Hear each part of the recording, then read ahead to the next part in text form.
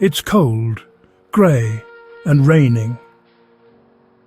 This is London, and yet behind these foggy streets something warm is bubbling. Steam is rising, spices crackling in hot oil. Gravy pours slowly over chicken.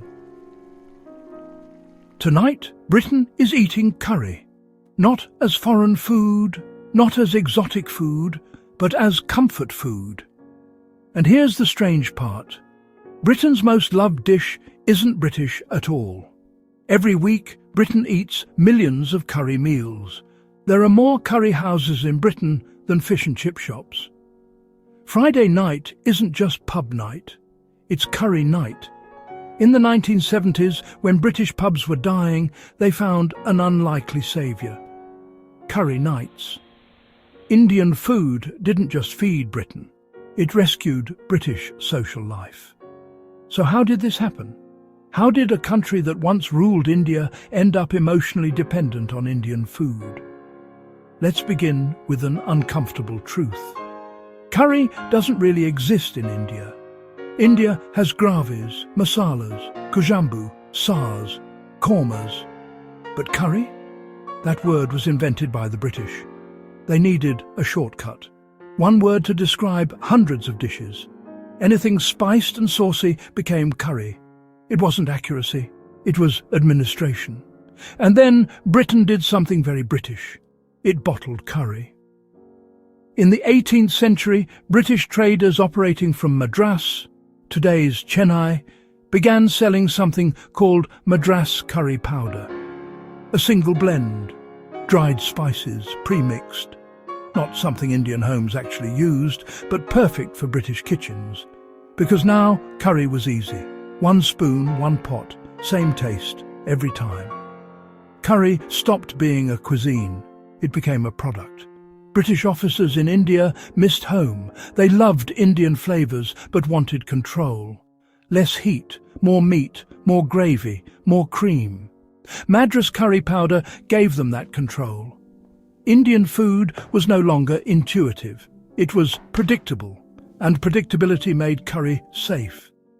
After World War II, Britain needed workers. Thousands arrived from Bengal and the Sylhet region. They worked long shifts, saved money, and opened small cafes.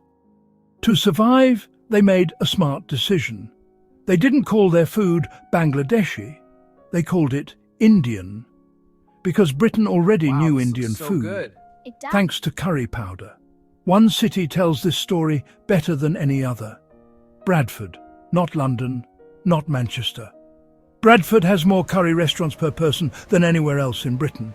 A curry capital built by migrants. Then came the accident. A customer complained that the chicken is dry.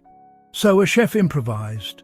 Tomato soup, cream, butter, spices. The sauce was poured over grilled chicken.